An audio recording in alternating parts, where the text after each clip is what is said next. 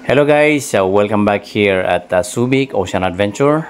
So ito po ngayon yung video natin is related to the dolphin show. So ito po ay tuwang-tuwa yung yung mga bata. So it's not just local or Filipino ang nandito, marami pong mga foreigner ang mga nandito. So not to mention ay talagang halo.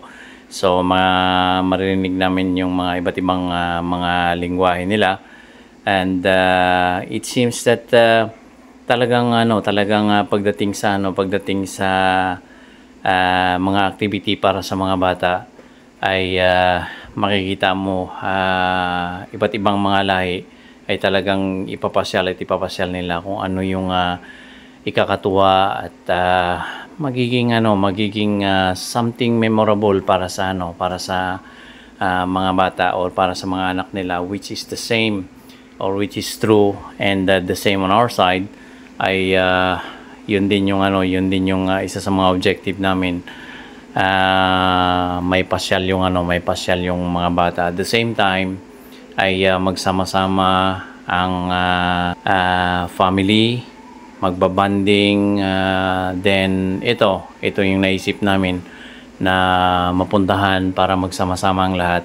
So ngayon makikita po ninyo ay isa sa mga guest or lucky guest was picked up para magkakaroon siya ng dolphin encounter. So ina-assist po sa dyan ng mga trainer at that's up close and personal sa dolphin. Nahawakan po niya, nakapagpa-picture po siya dyan. Then given a chance na magkaroon talaga siya ng way na kung paano i-train yung dolphin on the use of hand signal while tinuturuan siya ng mga trainers diyan ng mga dolphins. So talagang it's a very good experience, especially sa mga bata. Ay nakikita po namin nung in-announce na kung sino yung gustong mag-volunteer ay talagang yung mga bata ay they really raise their hands na sana sila, pero since na medyo risky po yung pagtatawid diyan sa may platform na yan, kaya yung mga pinili na lang ay yung mga medyo adult na, at yun po yung pinapunta diyan. So makikita po ninyo talagang tuwang-tuwa yung mga dolphin, at the same time yung mga nanonood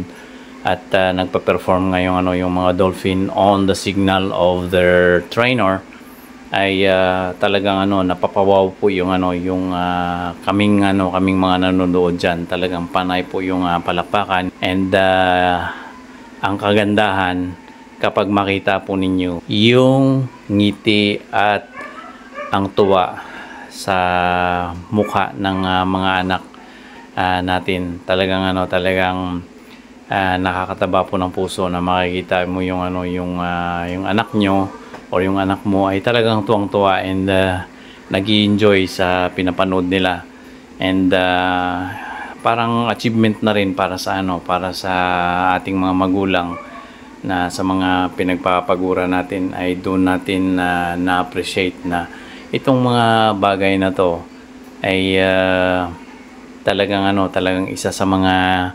nagbibigay tuwa, ngiti at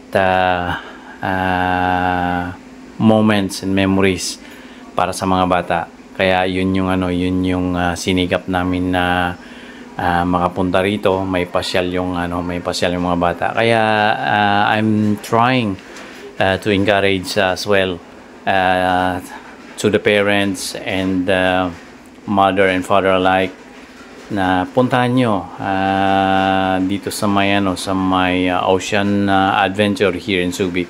Siguradong mag-i-enjoy kayo, at the same time mag-i-enjoy yung buong pamilya, at saka yung most especially yung mga anak nyo. Siguradong it's going to be a memorable on their part.